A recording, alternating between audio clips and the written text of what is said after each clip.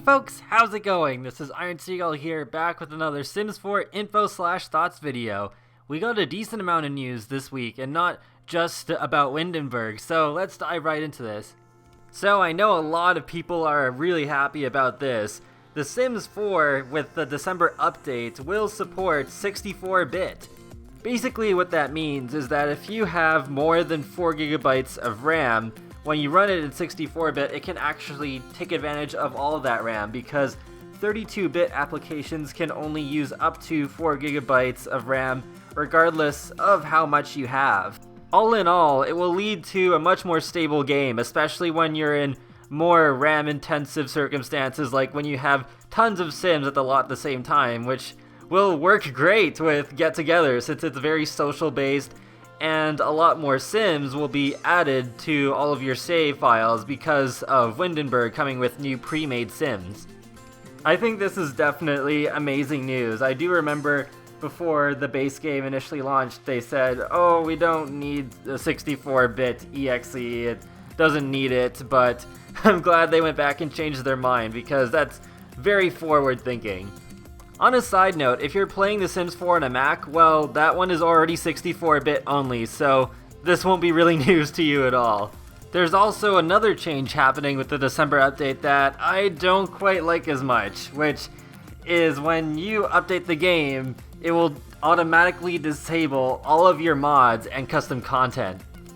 This feature was put in place in order to prevent players from running into problems if they forgot to take out their mods and are playing with mods that become outdated with a new game pack or expansion pack. I guess this may help some players, but for me I think this is going to be more of a hindrance because usually I kind of just pre-screen all of my mods and make sure that they're updated for the latest expansion packs, so yeah. In Get Together related news, there's 2 artists that have announced their involvement with Get Together, Tori Kelly and the Vamps. I know Tori Kelly is pretty popular, so that's pretty cool, and I think I have heard of the Vamps. But yeah, both of these songs do sound pretty cool from what I've heard so far. And last, but certainly not least, we got a lot of information about Windenburg. I pretty much gave all my thoughts in my live reaction video, but I think even in the long run, after the initial shininess of Get Together has worn off, I think Windenburg is still going to be a really awesome world, and probably the best one, so far at least.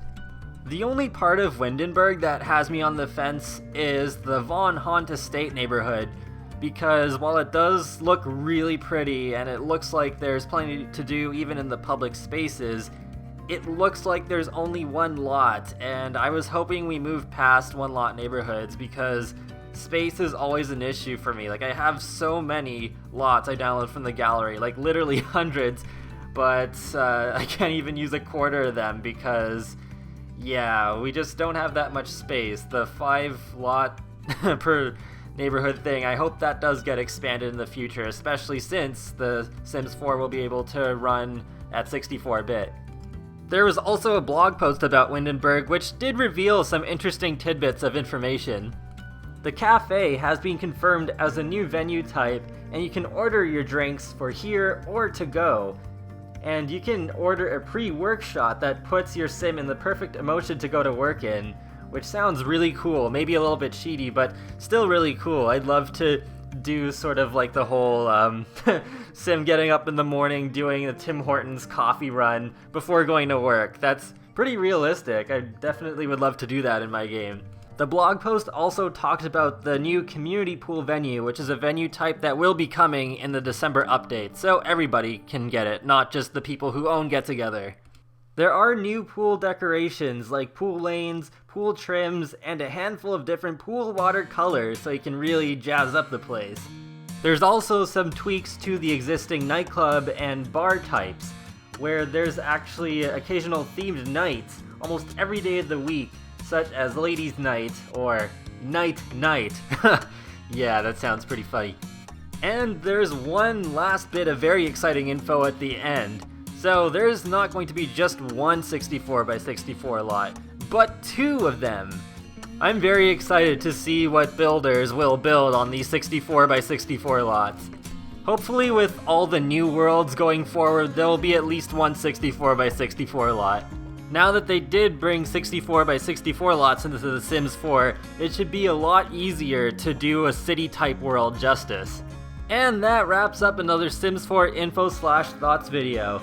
So the fan events are going on right now for Get Together, so once all those embargoes have lifted, I'll do another info roundup just of like all the new information that's coming out of all this, kind of like what I did for Get to Work when all of those fan events happened. So I'm definitely looking forward to seeing what we don't know about Get Together. I'm not anticipating too much, but yeah, there's at least one feature that we don't know about that SimGuru has talked about, so yeah, it should be pretty exciting. I'll talk to you later, guys, and have a great day. Thanks for watching!